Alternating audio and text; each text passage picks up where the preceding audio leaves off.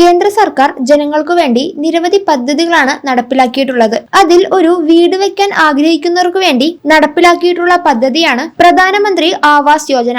സാമ്പത്തികമായി പിന്നോക്കം നിൽക്കുന്ന വിഭാഗക്കാർക്ക് സ്വന്തമായി വീട് വെക്കാൻ സാമ്പത്തിക സഹായം നൽകുന്ന കേന്ദ്ര സർക്കാർ പദ്ധതിയാണിത്. ഈ പദ്ധതിയിലേക്കുള്ള അപേക്ഷകൾ സമർപ്പിക്കാനുള്ള തീയതിയാണ് ഇപ്പോൾ നീട്ടിയിട്ടുള്ളത്. 2025 ഡിസംബർ വരെയാണ് പ്രധാനമന്ത്രി ആവാസ് യോജനയിലേക്ക് അപേക്ഷകൾ സമർപ്പിക്കാൻ സാധിക്കുന്നത്. പ്രധാനമന്ത്രി ആവാസ് യോജന 2.0യുടെ ഔദ്യോഗിക വെബ്സൈറ്റ് സന്ദർശിച്ചു കഴിഞ്ഞാൽ അപേക്ഷകൾ സമർപ്പിക്കാൻ സാധിക്കുന്നതാണ്. സാമൂഹിക വിഭാഗം, വരുമാനം എന്നിവയൊക്കെ അടിസ്ഥാനമാക്കിയാണ് പദ്ധതിയുടെ ആനുകൂല്യം ഗുണഭോക്താക്കൾക്ക് ലഭിക്കുന്നത്. ഗ്രാമങ്ങളിലും നഗരങ്ങളിലുമുള്ള എല്ലാവർക്കും തന്നെ ഒരുപോലെ തന്നെയാണ് ഈ അവസരം പ്രയോജനപ്പെടുത്താൻ സാധിക്കുന്നതും. നഗരമേഖലയിൽ ആനുകൂല്യം ലഭിക്കാൻ 3 ലക്ഷം രൂപ വരെ വാർഷിക വരുമാനം ഉള്ളതും ഇന്ത്യയിൽ സ്വന്തമായി വീടില്ലാത്തതുമായ കുടുംബങ്ങൾക്കായിരിക്കും. കൂടാതെ 3 മുതൽ 6 ലക്ഷം രൂപയ്ക്കിടയിൽ വാർഷിക വരുമാനം ഉള്ളവരും സ്ഥിരമായി വീടുകൾ ഇല്ലാത്തവർക്കും അപേക്ഷിക്കാൻ സാധിക്കും. ഗ്രാമീണ മേഖലയിൽ ആനുകൂല്യം ലഭിക്കുന്നതിന്